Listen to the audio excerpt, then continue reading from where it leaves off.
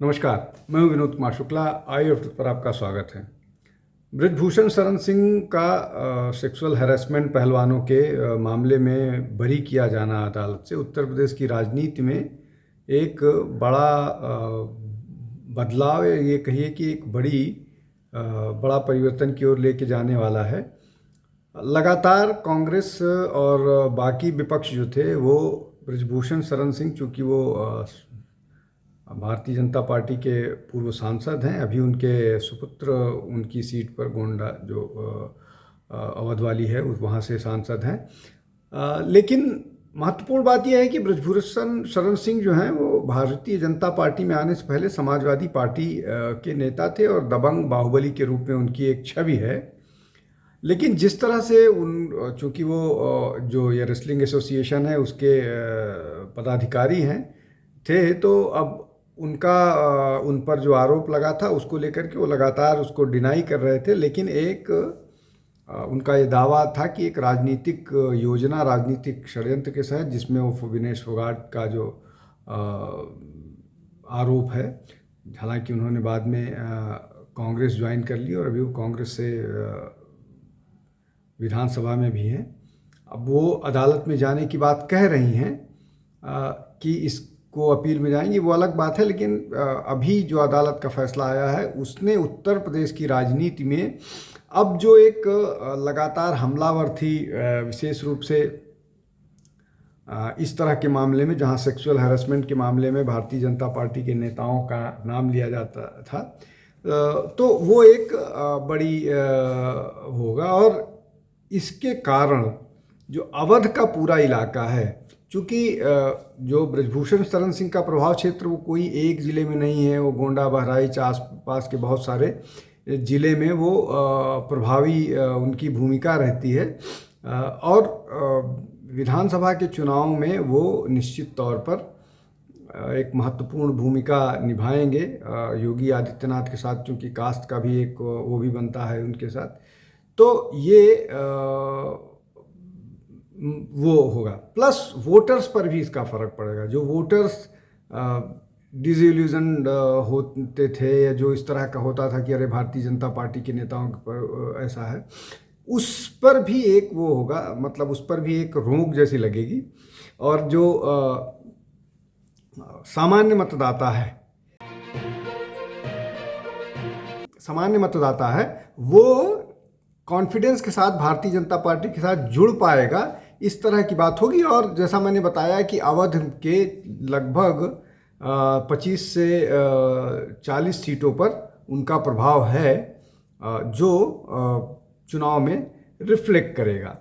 दूसरा महत्वपूर्ण मसला ये है कि ये जो सीजेपी का आंदोलन हुआ था, इसको लेकर के राष्ट्रीय स्वयंसेवक संघ का भी बयान आया है।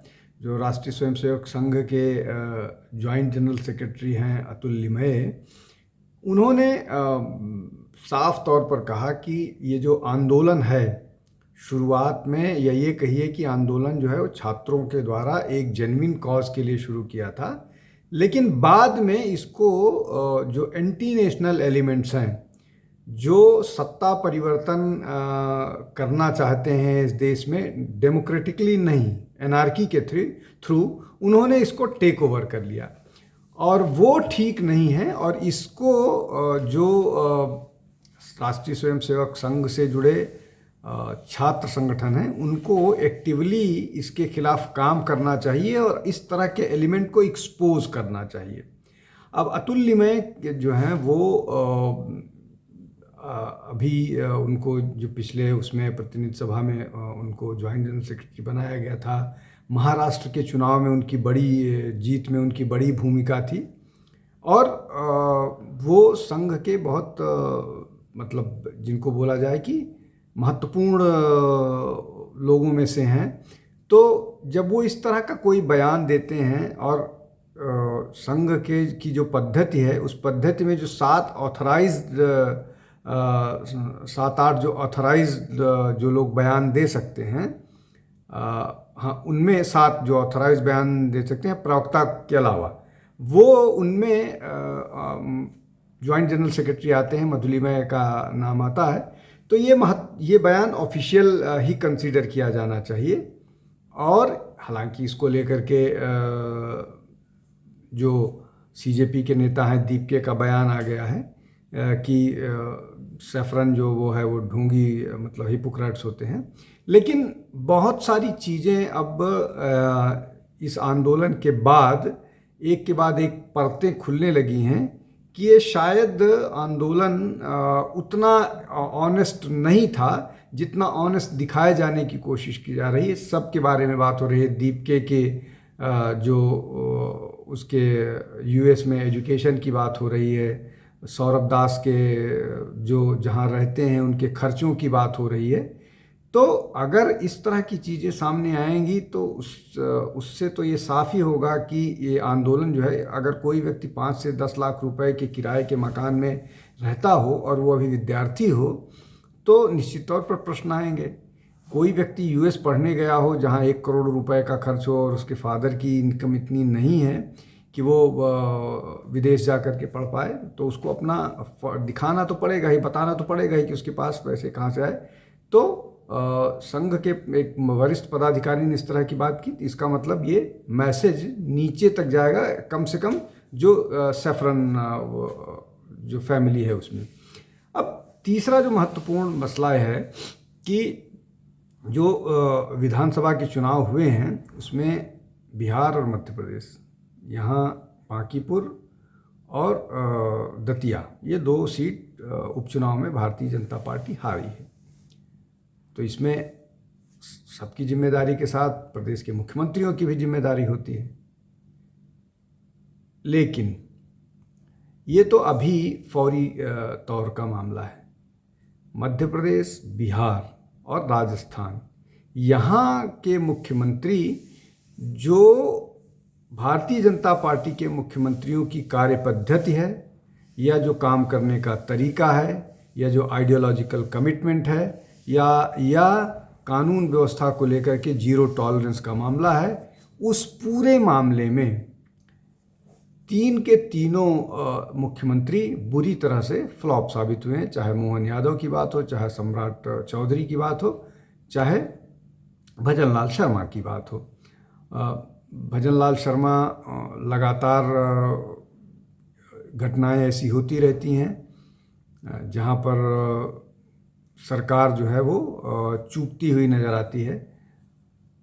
वैसा ही हाल सम्राट चौधरी का है, जिस तरह से एनकाउंटर में एक बच्चा मारा गया था, उसके बाद सारा का सारा दारोमदार जो अभी प्रशांत किशोर की जीत का है वो उसी उसमें जाता है। अगर प्रशासन संवेदनशीलता के साथ काम करता तो ऐसी स्थिति नहीं आती और उसने जो जेंजी मूवमेंट है उसको और ताकत दी।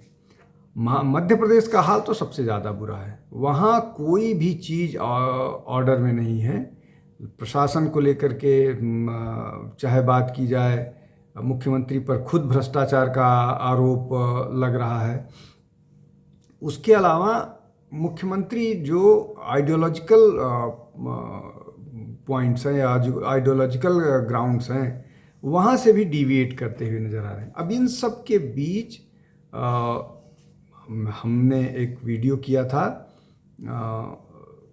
उसमें ये बताने की कोशिश की थी कि इन सब लोगों पर, ऐसे मुख्यमंत्री पर राष्ट्रीय स्वयंसेवक संघ की नज़र है। राष्ट्रीय स्वयंसेवक संघ की नज़र है। राष्ट्रीय स्वयंसेवक संघ अपने संघ जो उनसे गया हुआ संगठन महामंत्री है भाजपा का, उसको बताएगा और वहाँ से केंद्रीय नेतृत्व पर जाएगा।